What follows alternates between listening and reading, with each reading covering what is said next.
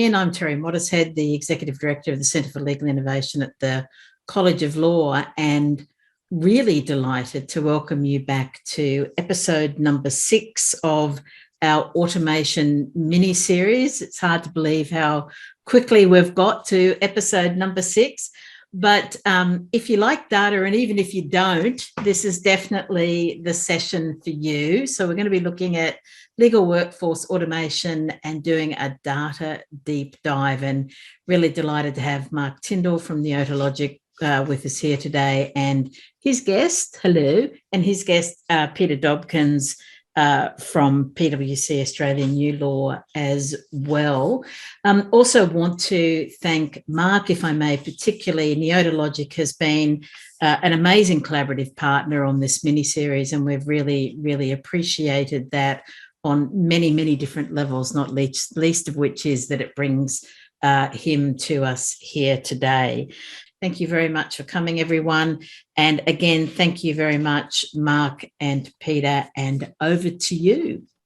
Thank you, Terry. It's a very generous introduction, and we're also very grateful to you and to Christine and the Centre for Legal Innovation team for making this series happen. Obviously, it's been a really valuable session, hopefully for the viewers of these 6 parts, and still one after this to come. But it's been really valuable for us as people working in the legal technology community and in automation to engage in this type of discussion. So thank you. I'm Mark Tyndall. I'm VP Markets and Growth from Neologic. I'm based here in Melbourne. And Neologic, if you haven't heard of us before, it's a leading no-code automation platform for the automation of workflows, processes, documents, and expertise. And as a really brief background before we introduce Peter as well, what we're talking about is the ability to put no-code development tools in your hands as a legal team, whether it's a law firm or a corporate legal department, to build some really powerful solutions that can help you scale your services to your users. So that's what Neologic is and who I am. I come from private practice, so I was once a litigator, and have come to Neodo to kind of help people scale these expertise and workflows and processes in the way we just talked about. Peter, we love working with Peter and the PwC New Law team. I'd like Peter to introduce himself because he's got some really important, valuable insights that we're going to be sharing today, thinking about data-led workflows. So Peter.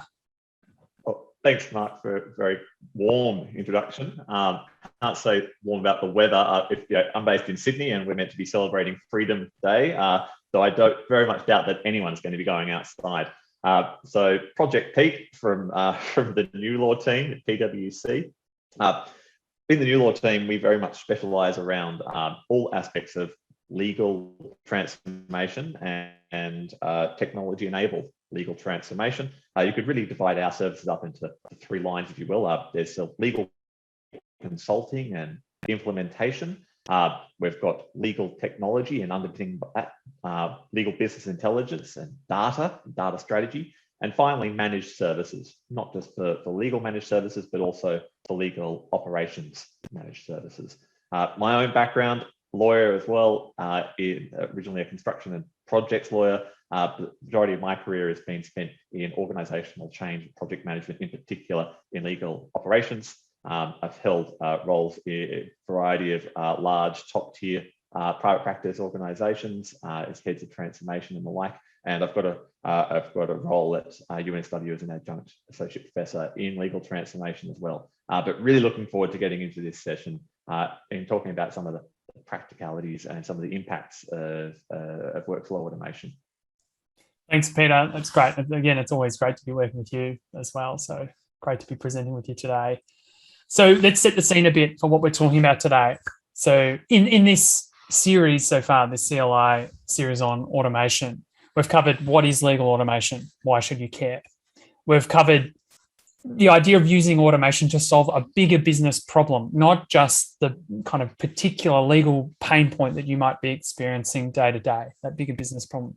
We've talked about evaluating use cases, how you decide what you should automate.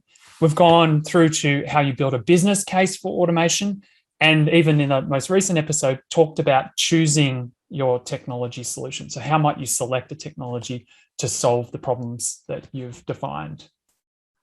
Now, we're taking a bit of a change in direction, I guess, for this second last episode in the series. And we're coming to talk about the topic of measurement and quantifying performance. And that's not necessarily just about quantifying the performance of digital solutions you might build. We're not just talking about how well is your Neologic workflow or application or whatever technology it might be, how well is that performing? We're actually talking about, more broadly, using technology and automation solutions specifically to measure legal department performance. And how can these automation solutions play a role in that? So big focus for today, and why Pete's here with his expertise. So we're going to talk about metrics. Why are metrics relevant to your legal team? What impact might they have? What do we mean when we're talking about measuring legal department performance? And is it even possible? I won't give it away. I won't steal Pete's thunder about whether legal department measurement is possible. Automation solutions.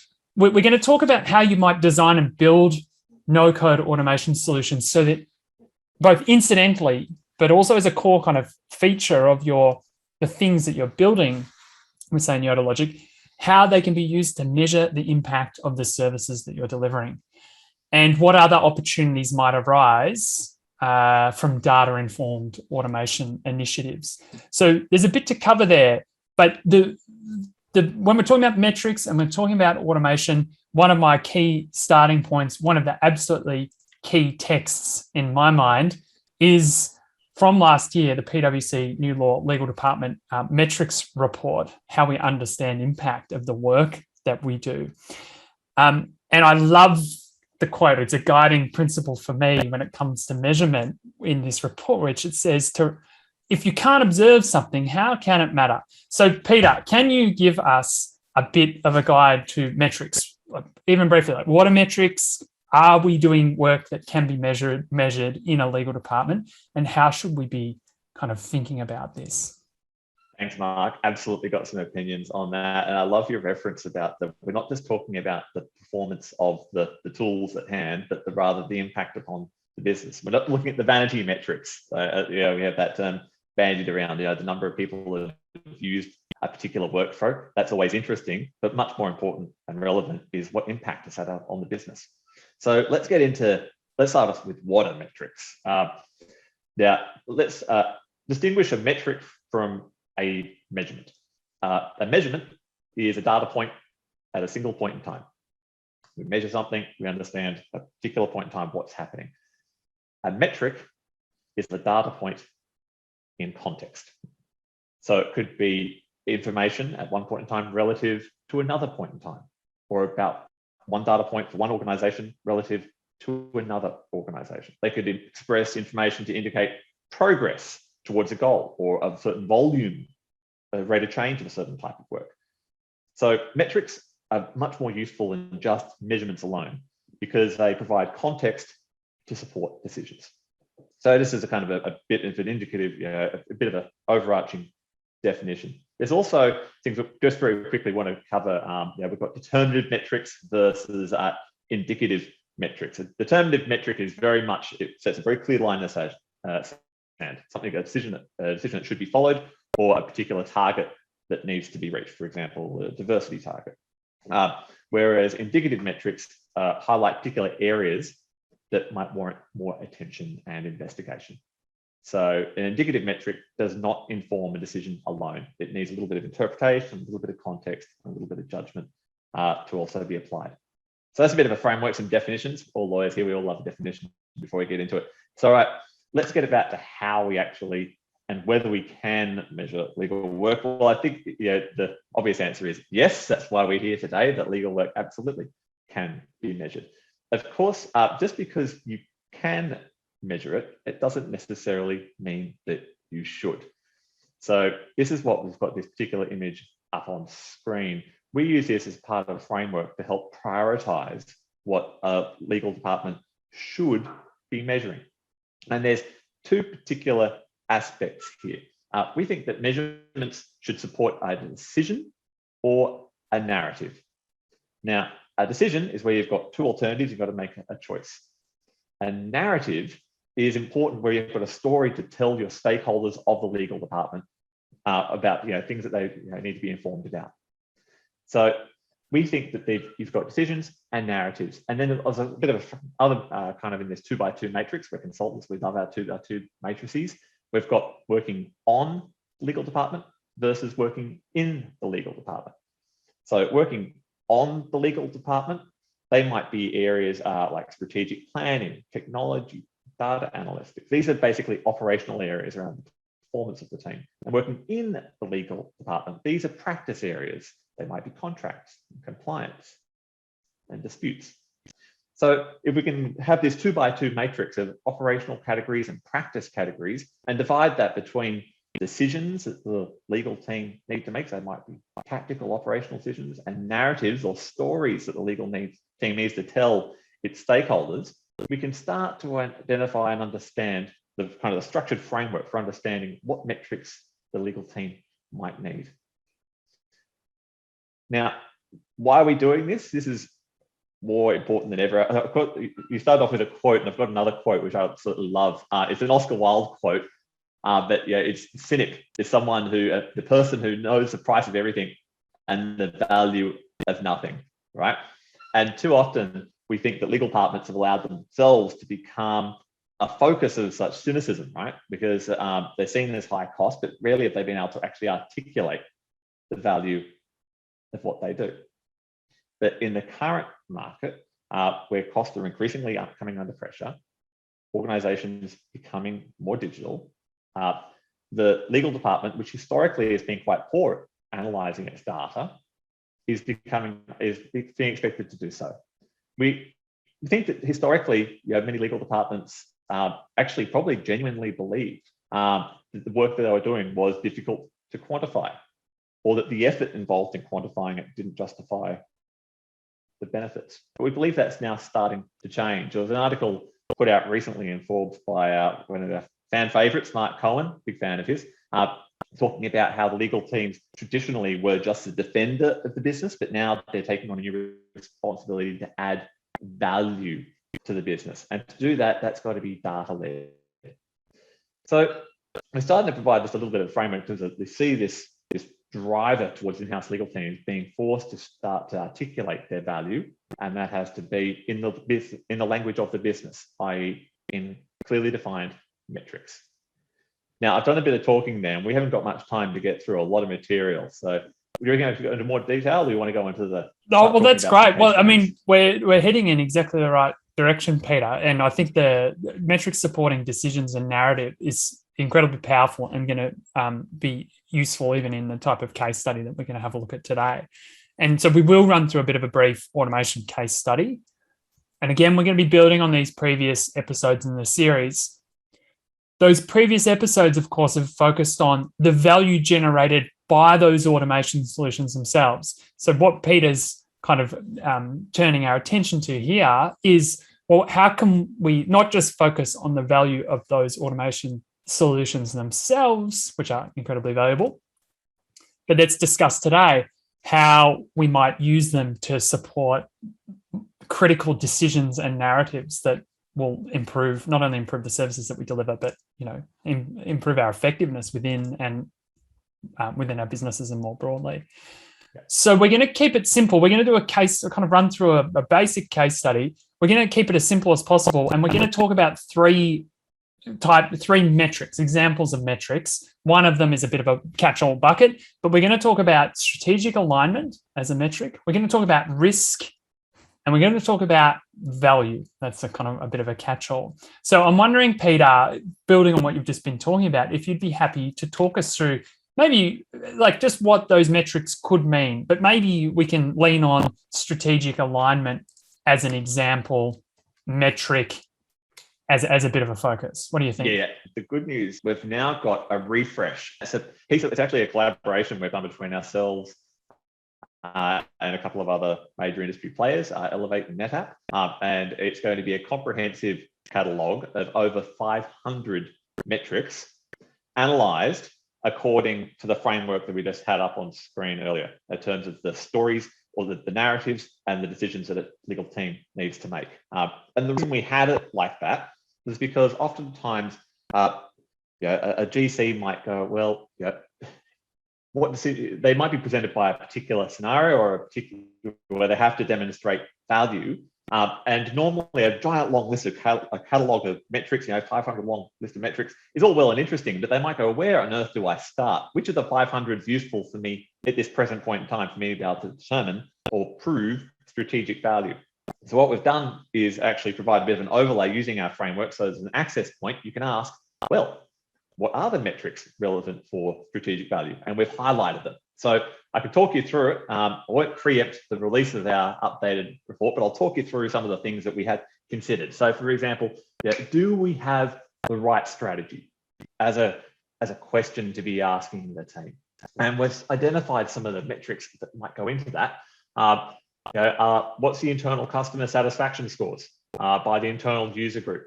What's the total mitigated damages or loss of risk by category? And what's the total legal department's total revenue supported? That's to measure the actual revenues received as an indirect result of work performed by the legal department alongside other organizational departments, right? If we've got those three metrics, we can start to understand, is the legal department an important enabler of business strategy? Is the return on investment for the legal department competitive versus other corporate support functions in the legal department? And then once have we got the right strategy? Are we actually achieving our strategy? Some of the questions you might be asking, do we set and achieve our strategic goals every year? And do we measure and clearly communicate the business impact of our strategic goals? And so some of the metrics that we'll have indicated there are time since organizational strategy was refreshed and time since the legal department strategy was refreshed, and also the ratio of quantitative to qualitative KPIs, the number of KPIs that actually have strategic targets versus those that don't have strategic targets, with the implication that if we don't have strategic targets, or they're not expressed quantitatively, they may be more difficult to communicate and may be more difficult to measure. So this just starts to give you an idea of, we've gone through and started to forensically identify what some of the actual metrics might be to answer what otherwise is a very broad question about, do I have what is my strategic impact? Do I have the right strategy? Is it having the intended impact? That's fantastic. Thank you, Peter. And I'm reading about strategic alignment and strategic impact as one of the metrics that you've mapped out. I love this because it's hugely actionable. We should be targeting high percentage work that is strategically aligned, whatever that might mean for your business. And if it's trending lower or it's low, a review of that type of work is warranted. And I like too that you point out that there's a medium level of difficulty to kind of collect data on strategic alignment. You should be able to define what should and shouldn't be done by a legal team, but to compile that manually is a massive pain. And that's where automation can play a really key role. So we want to dive in using some of these metrics that we've talked about to have a look at an example, a case study, how this can be brought to life. So we're going to do that now. Here, what you see on the screen is Neologic Workflow. It's a workflow mapping tool and a workflow engine. And the example, the workflow that's mapped here is a legal services request workflow. And I'll give you an introduction to what that is so we can have a bit of a framework to hang a few of these concepts from. Essentially, what it allows a business user to do is to request a legal service. They actually fill out a bunch of information in this first step. It triggers a notification to a legal team, in this case, to an administrator or legal ops team member, an administrator, to review and assign that matter or that project to the appropriate lawyer. It then gets passed through, the action gets passed with the workflow engine through to the appropriate lawyer, and they're able to update that matter, keep it up to date, keep that integrated with a matter management solution as needed, able to generate documents. There's a whole range of possibilities, things we've already talked about in this series that could be implemented using this type of workflow.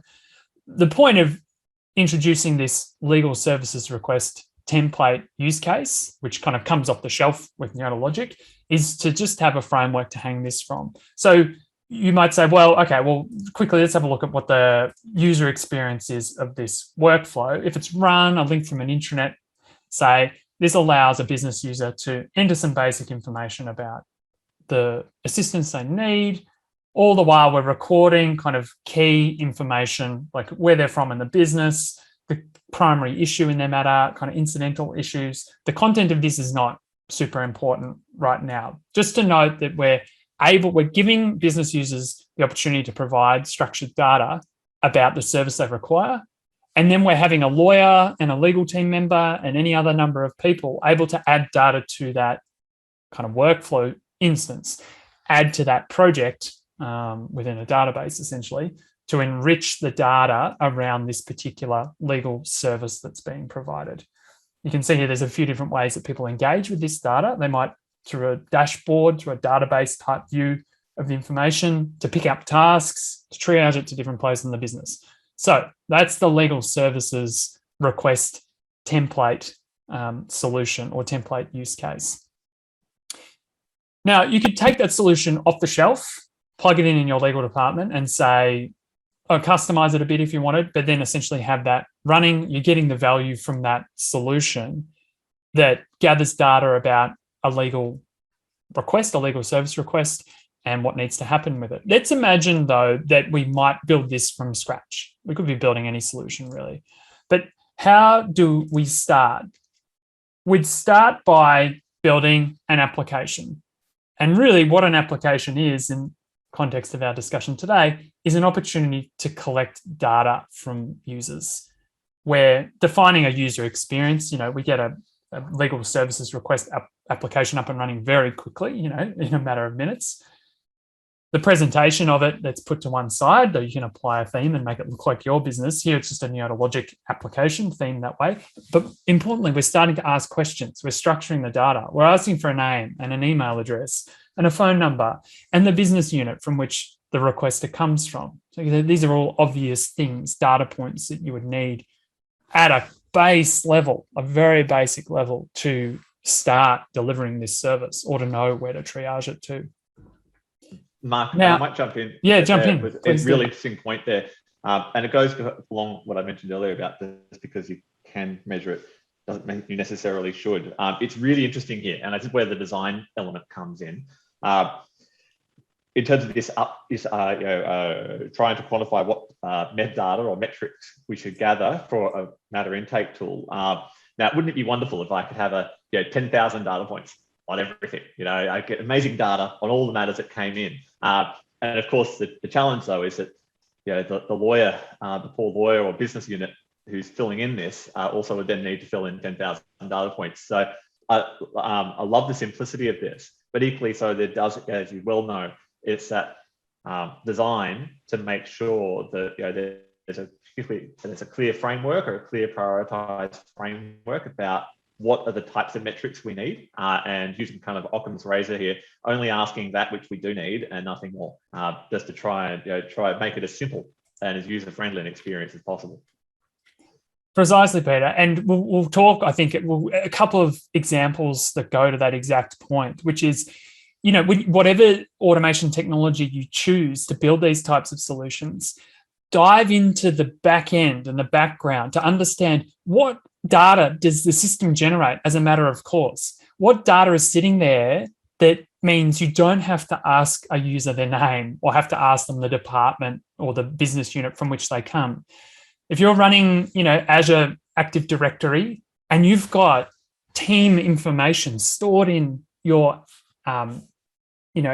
Active Directory, that information can be sourced directly into a Neologic application. So when you run it, the business user is already identified. They don't need to type in a name and an email address and the department they come from, or even a sub-team or other characteristics that are already stored in your database. Because we use single sign-on. It's a basic everyday integration that passes business information you've already got into these types of tools. So you don't have to duplicate. So even when you see this example where I'm building an app and asking for people's name, that itself is totally unnecessary if we dive into exactly what you're talking about. Yeah, and What that's really data gonna- is needed? What do we truly need?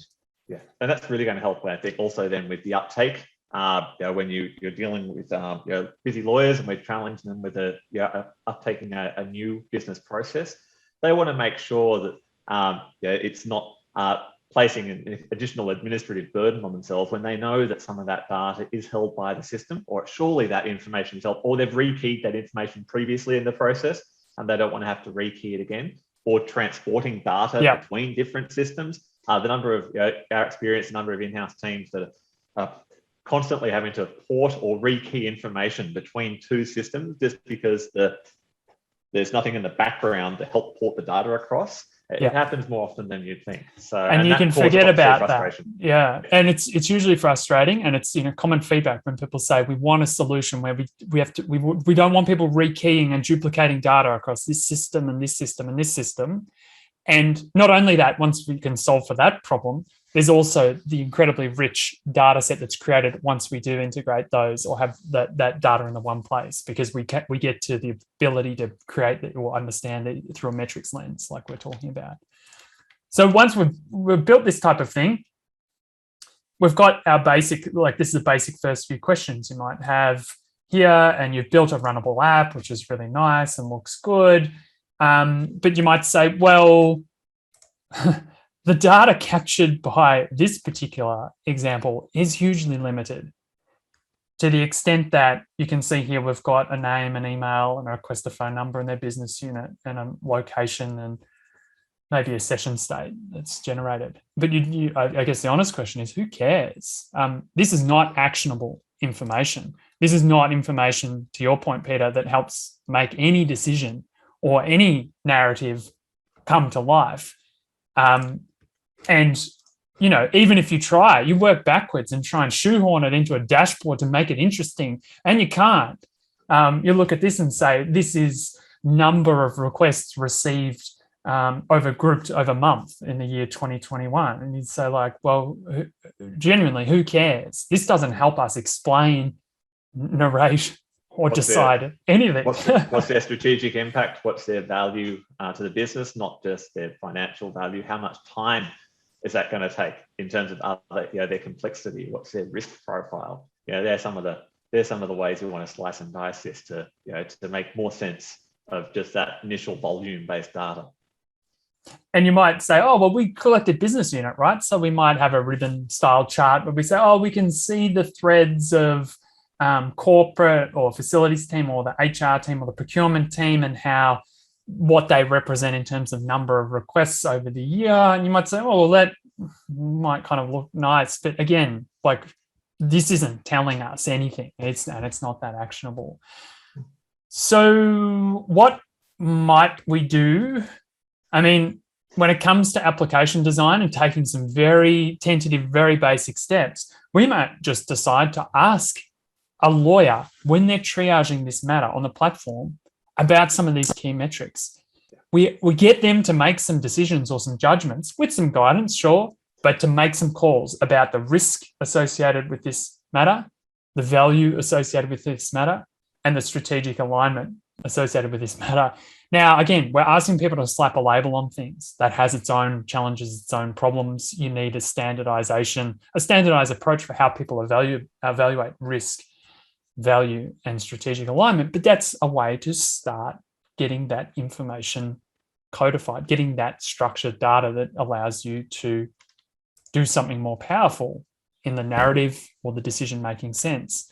And Mark, on that point, I'll jump in as well. One of the things that you can do is not only is it a useful tool for gaining alignment across the team, across the legal team, about how are we going to measure risk and how are we going to measure strategic alignment, but equally so, it's a very powerful tool once that's been agreed. It should be a discussion with the business rather than just the team determining this is what we think's risky or strategically aligned. Ideally, that's a conversation done with their business stakeholders, so that when a prioritization framework is developed, it's not just useful for the legal team, but it's also that the business itself understands what that prioritization framework is, so that if a request comes in and the legal department has to say, look, your request is important to us, we'll get to it, but according to the framework we have agreed, all of us have agreed, there's something else that we've currently got to focus on right now for the good of business. We'll get to yours, but we've got to focus on this other one right now. So it becomes part of a more constructive dialogue with the business about why work is being done or not done, rather than just people assuming, oh, well, legal's just not getting to it because they just don't care about, or grumble. It provides an agreed normative framework to have that discussion. So it's not just so the key point is it's not developed in isolation. These policies shouldn't be developed in isolation by legal. They should be done as part of a kind of a broader endeavor. And you can action that as dynamic guidance, as automated guidance to business users through this type of process, these applications and workflow, so that the prioritization, the framework that has been agreed with the business can actually then result in specific guidance in this kind of browser-based experience of the app or the workflow. So the user says, I know that they've promised to get back to me within 72 hours, or they'll get back to me within 5 business days, or it's kind of a 2-week type turnaround. And you can build that in. There's very basic kind of conditions or rules you can build into these applications to make that automated. So the prioritization framework doesn't need someone manually to assign a time, or it's already farmed out as on a self-service basis. So it's really powerful stuff. And if we've done this well, Peter, haven't we? If our corporate legal department has done this really well, we're now starting to see more structured data that capture these key metrics. So in this database, we call this Neodo Data Manager. It's really powerful no-code database infrastructure that runs in the background behind any of your solutions. Essentially records all of the information that users are putting in, but also records all the conclusions that the system is making based on the rules you've put in. So now we've got risk and strategic alignment, and we've got an area of law, and we've got a turnaround required time, and we've got an effort level for this particular project, and we've got engagement metrics around the quality of instructions that we've been receiving from that user. And what does that empower? It empowers dashboards that are much better than these ones that we were talking about before. So we can start to understand strategy, risk, and value in a really accessible way and tell a story, the narrative that Peter's been talking about, not just decisions. How could we make decisions based on the low risk, low value work? So here, obviously now we're seeing with this massive bulk in the year of 2021, this corporate legal department, the overwhelming bulk of work is in this low risk, low value category in this matrix. And when we drill into that, we can see that it's representing this 21% of that work is not aligned, strategically aligned. Immediately, you realize, I know where my focus needs to be now. It's the smoking gun, isn't it? It's the data-informed strategy and data-informed decision-making. Without this key structured data, it's very hard to know which direction to go in and what to focus on. In fact, this is very much what we would do in terms of our consultancy lens. This is exactly how we go about this type of activity. Our very first step before we come in before we start giving advice, is to understand the actual demand manager. It has to be the very first activity to understand what the actual legal team are doing, what the current state is, what the trends are, what the future state demands might be. So that visibility of demand management is a cornerstone before we can make any sort of recommendations about, in particular, around, say, sourcing strategy and right sourcing or work allocation, and even organizational design. So you might have, again, another 2x2 matrix, but there's I know we love them, don't we? But if you're thinking about the frequency of the type of work and the value and complexity of type of work, normally it's the type of work which is highly frequent, but is of low strategic value, where you'd be trying to outsource that. The type of work which is of low frequency and low value, maybe you can even just get rid of it, or maybe that can go back to a self-service model. But it's not until you have that lens of impact, that lens of complexity, that lens of strategic impact and risk, that you're able to start making some informed decisions of right sourcing, i.e. who should be doing this work. work? Does it need to be done by a very expensive and overutilized legal resource in-house? Or is it the type of work which can be done by the business on a self-serve, could be done in a nearshore or offshore environment, could be automated? And sometimes, does it even need to be done at all? When we go through the process of one of the other, it's kind of, we'll talk about workflow automation process. One of the key steps has got to be, is the process actually optimized? Before we go in and actually start automating a process, we may well be automating a process which is inefficient. So there's got to be a lens of actually working out whether the process itself is optimized before we automate it. But a lot of all these questions come from that initial structured data set. And without that, now, obviously, when we're going to a greenfield environment, sometimes that data might not be at hand. Maybe the systems aren't built to capture that data in the first place. So we're going in with interviews, structured interviews, people's best guess, their qualitative guess, or how much time do you think you spend on a monthly basis on activity X versus Y? And so we'll do it that way. But that's great that's a measurement. That's the point in time. What you really want to be doing is building systems which capture that data live and on an ongoing basis. So you can start to see trends, and then from trends, start to make projections. And once you're in that land, you're in the space of starting to make data-informed strategy and starting to be able to make predictive decisions about what your workforce should be, and hiring decisions and the like. So that's just kind of a bit of a rundown in terms of how foundational some of what we're talking about here is in order to make strategic decisions about your in-house team. And it's not just projections, Peter. It's just the thing I find fascinating when corporate legal teams and law firms do this with Neota, like gathering this structured data and actioning it with Neologic solutions, is the further questions it invites. We become data-led, data-informed, and we start to evolve our strategy. But we also just start to identify trends that prompt further questions. And it might mean we need other data to explain it, or we can pivot data we've already got to understand it and answer further questions from the legal team of the business. For example, it's like this low value, low risk work seems to have contracted in this ribbon, in this thread here through Q3 this year. And you might just say, well, is that, I don't think it's necessarily significant, but it's something to observe. And it prompts another question of, has the implementation, has service design, service improvement, the implementation of technology, turnover in staff, what have been some of the factors that could have driven this type of change, if indeed it is significant at all? I mentioned earlier that the difference between, say, a determinative metric and an indicative metric, and this is exactly what I'm talking about. Indicative metrics are things that say, oh, that's interesting. That's going to raise, and there may be a multiplicity of reasons why, maybe some very good reasons why, but it indicates, okay, maybe there's a further discussion there. It's something, it's not quite a red flag, but it's a flag, something to explore and understand why. Understand why. It's a great starting premise.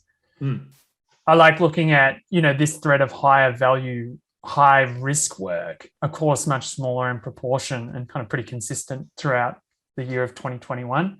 But seeing that we have a slight, and again, question the significance of this, and you have to do your own thinking and analysis of the fact that our high value, high risk work seems to have more of a revenue growth strategic alignment, which may be intended, something to observe, and other questions that it might prompt. And absolutely, obviously a lot to explore and drill down once you've built these dashboards to hear what the data might be telling you and other questions that it invites. One of the things I also wanted to get on in terms of what we've kind of talked about, just if we're kind of moving more into now, I guess, what we see is the impact of doing this well. We tend to use a 4-stage model when we're considering the overall transformation journey of an in-house team, the digital transformation journey, if you will. And it starts off with very much just understanding the current state. And that's what I talked about earlier. Going in and just understanding even just what the current data says, even if they haven't got any, going in and getting the qualitative data just to understand what they currently do. And the next first step is then automate. Identify exactly the highly manual, the high frequency, low risk, the low hanging fruit. I've heard it described as the tall trees. Choose your analogy, but we start off and start automating rather those initial processes, if only to give the legal team a bit of bandwidth and a bit of headspace to actually start either moving through the high value work that's on their desk, but also to start thinking a little bit more strategically about working on the business in ways to improve their other processes. It's very hard to do that when you're working at 150% utilization, to think kind of a little bit laterally and strategically about how to improve your overall workflow when you're just drowning under work. So that first stage is automate. From there, we start to get a baseline set of data where we can start to then move to our next stage, which we'll call optimized. This is where we start to get predictive. With automate, the previous phase, we could very much start to build processes which just give us real point in time data. This is what's historically happened up until date. Now, once we've got that, we can start to think, oh, what's the trend analysis? What you've got up here on the screen. Like, okay, is that going to trend? Like, is it year on year? Is it always like that? We expect a dip in the fourth quarter, or is this actually symbolic of a larger trend that we need to be aware of? And once we've moved from predictive, we can start to finally get into prescriptive. This is basically the future fit model. This is where the legal team is a strategic business partner that preemptively advises the business on risk and value. Instead of being a reactive department and waiting for the business to come to them and go, hey, we've got a legal problem or a legal issue, this is how you can help us. The legal department's actually on the front foot. It's a business enabler and a business driver, and going, actually, we think these are the areas that you should be focusing on business, or these are the areas that you should avoid and why. So they're already starting to see 2 or 3 steps ahead.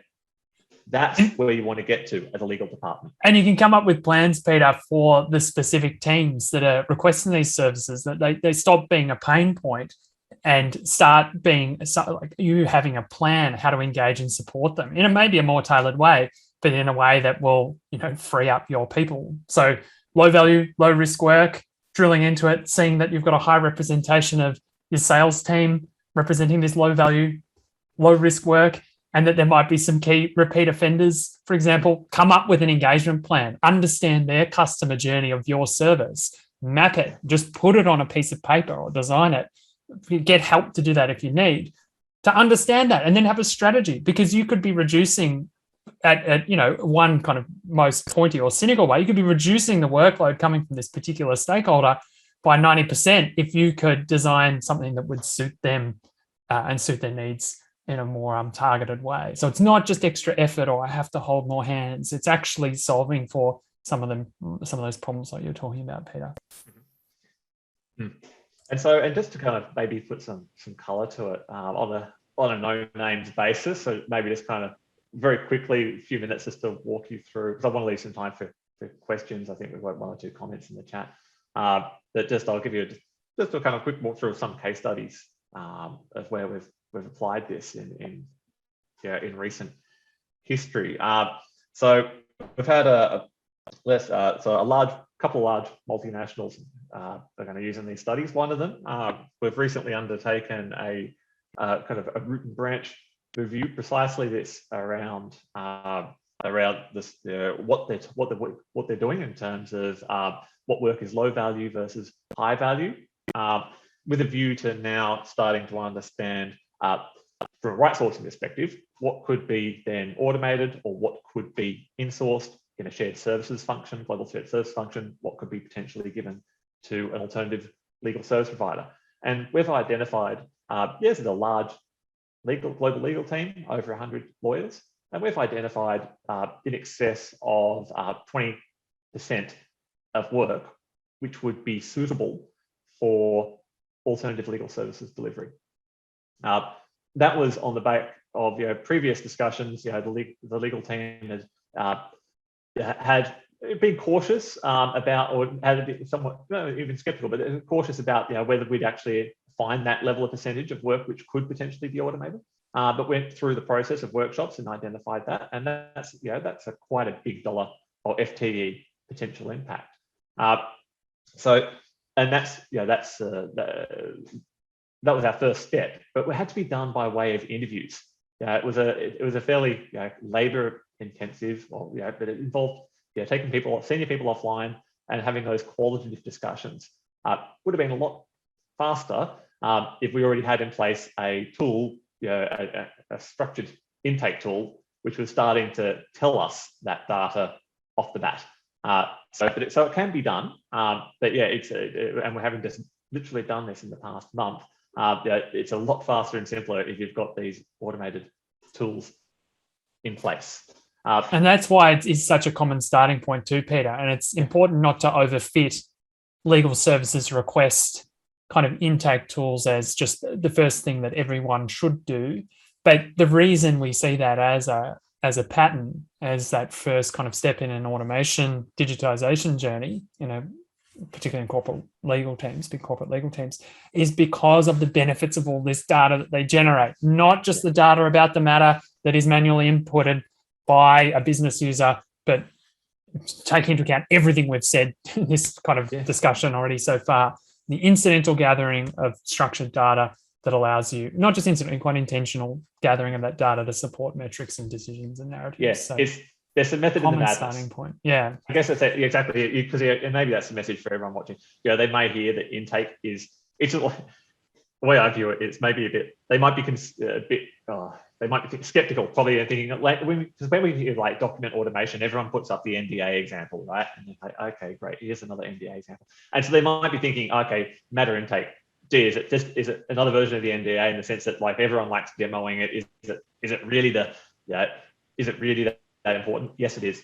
In this case, it is absolutely. It's foundational, and there's a good reason why a lot of people start with this, because it's a core data set to understand what you're actually doing before you could understand whether you should be doing it or how to right source that in a more optimized way. So it is, if anything, some validation that that's an appropriate starting point on this digitization and transformation journey.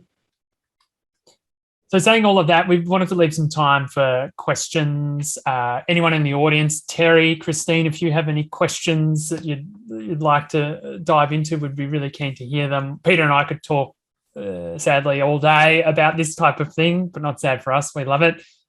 So keen to have any questions, if there are any. Happy to talk through anything else that people might want to discuss. Sure. And folks, do please throw your questions in. Great presentation, by the way. Thank you, Mark and Peter, very much appreciate it. A question came to me as I was watching particularly the last kind of, I guess, consolidation of a lot of information into dashboards and other useful graphs. I guess there's a danger of almost disconnecting or not going far enough. And I just kind of like your thoughts on that, because as you were saying, I think a lot of folks are very focused on the intake process and automating that and getting information out of that. But the gold in many respects seems to come from going a little bit further. And I'm just wondering what each of your thoughts are and comments about that. And I understand the overlay in this may be a cost factor for some folks, how far can they go with it?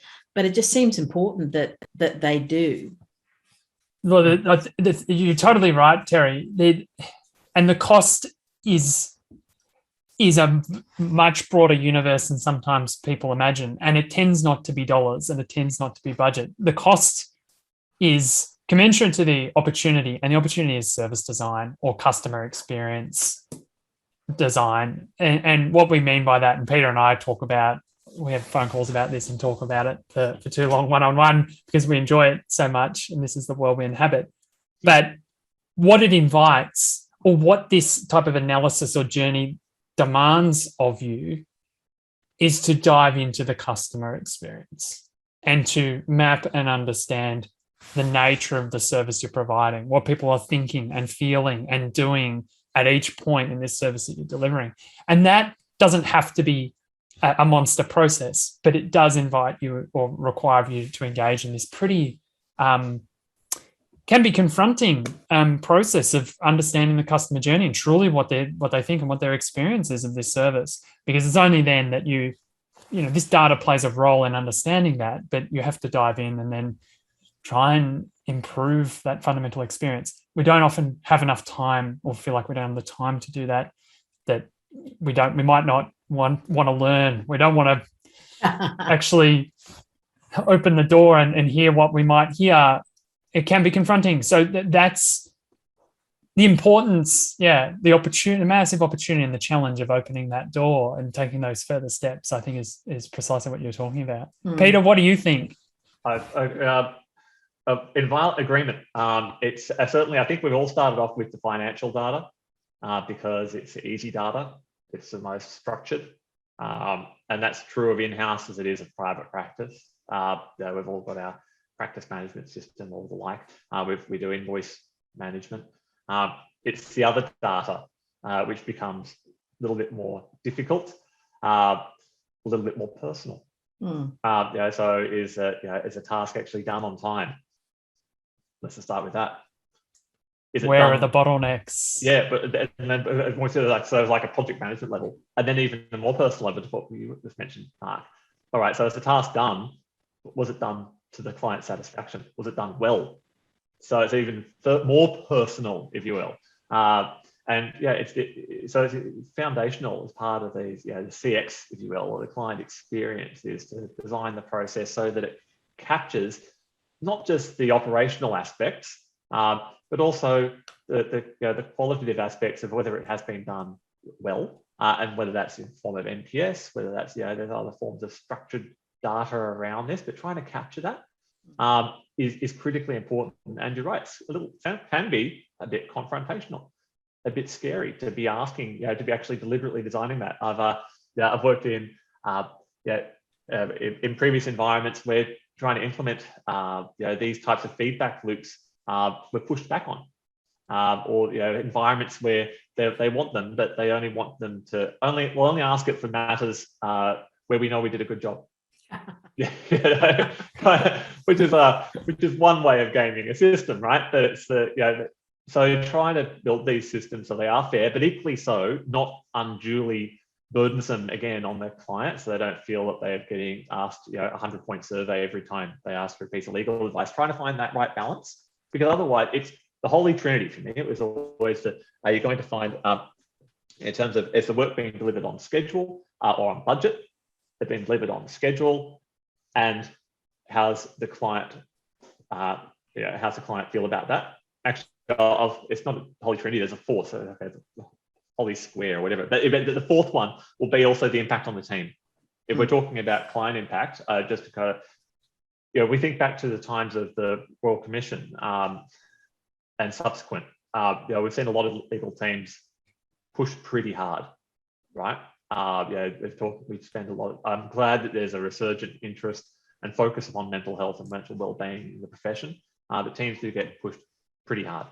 And so not just some of them move industries, Peter. Some of them moved into legal tech. Yeah, exactly. So trying to fight the good fight and help everyone. And so instead of not just asking how's the client doing, but also then asking is everyone okay, and asking how the team's going. Having some of those human metrics, I think, are really important.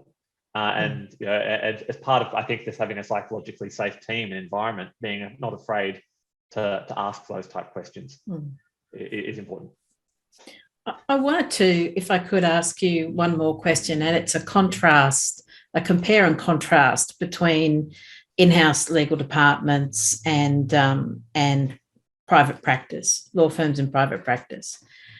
And it seems to me, and you'll tell me if I'm wrong about this, and it's anecdotal for me anyway at this point, that there's a lot more of a focus, a lot more of an activity around the sorts of things that you've been discussing today in-house legal departments versus law firms. And I'm not talking about the large law firms here, where clearly a lot of activity is going on, but the vast majority of law firms in Australia, and we're talking maybe 70 to 85% of firms that are small solo practitioners, mid-sized law firms. And I'm just thinking that if you are briefing out this work from an in-house department and you're not briefing it or able to communicate and collaborate with the benefit of the sort of data insights that you've been speaking about here today, that it's got to be hard to do that.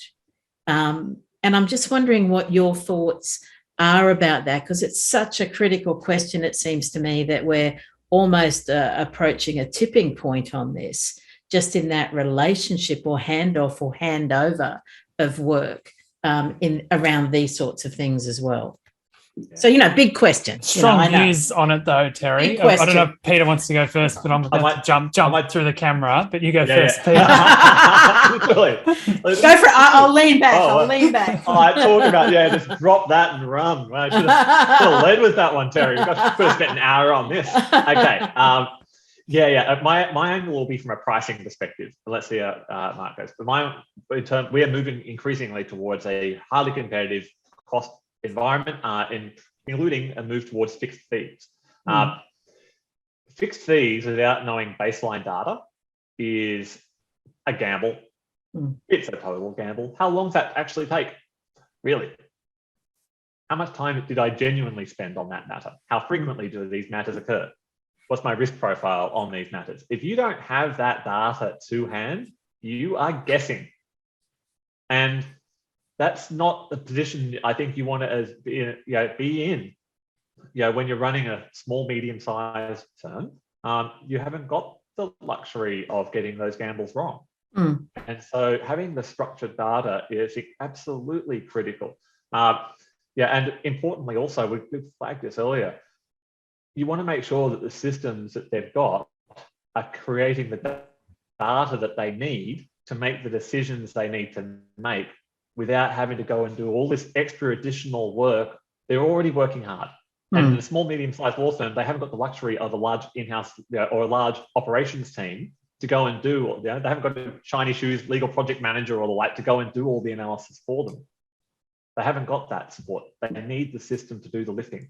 So whatever systems they've got, whether practice management, matter management, or the like, or even a workflow automation, whatever it is, needs to generate the structured data to help inform simple dashboards, reporting dashboards, but in my line, in particular, helping them understand what their baseline cost is to deliver particular types of legal work. And if they're being asked to do a fixed fee or be competitive about it, what's their price range? What do they need? What's their baseline cost? And what can they put on top of that as profit? So that would be that's my very short answer to a very big question. I want to share. I'll do a very quick answer because I know we're at time as well, Terry. Sure.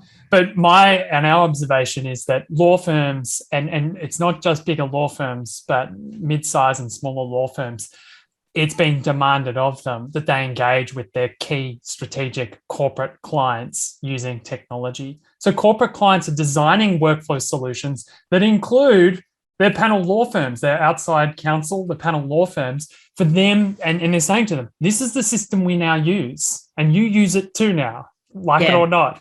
And the law firms need to have a seat at the table to help in that design process and say, sure, we're going to enable you, corporate legal department, to interact with all your panel law firms with a streamlined, technology-driven workflow solution so that you can brief matters to us, we can do the work, it comes back to you, you've got reporting, you've got analytics, you've got dashboards that suit you all in one place. And all the firms servicing that legal department are using it. But law firms need to have a seat at that table too to help with the design so that it works for them, so that they're explaining, this is actually how lawyers do this work on our side and how we would best design this, collaborate together so that it's streamlined for all of us. It doesn't create additional pain points for the frontline legal team at that law firm. It's actually enabling them to provide a better service. And we're seeing more and more of that every week. Yeah, absolutely. I mean, it just seems increasingly to me that if we're not all engaging in this, then we're just not going to be able to play because others will engage in it in a much better way. So, Mark and Peter, you know that I would love to talk to you forever, but unfortunately I have to wrap up. So thank you very much indeed for a great session. And I know that folks can reach out to you on LinkedIn if they would like to contact you and kind of discuss this a little bit more. And I'd certainly encourage you to do that. Special thanks Thank you. And a special thanks also to Neologic. Again, really have appreciated your support in this. Thank you everyone for attending. We've loved to have you here. The very last episode in this session, episode number 7, is really doing a wrap and pulling out some of the larger themes and hopefully, again, reinforcing the foundations, but also reinforcing where to go back and dig into a whole bunch of these sessions as well that you might find helpful. So lessons learned about legal automation is coming up on the 26th of October, so not too far away, but a little bit later in the afternoon there. It's a 4 to 5 p.m. Australian Eastern Daylight Time for that. And of course, if you want to follow us on LinkedIn, Facebook or Twitter, you'll pick up all of that again. So with all of that said, again, huge thank you to you, Mark and Peter, and to everyone who attended today. We'll see you next time. Thank you. Thanks, Terry. Thanks, Peter.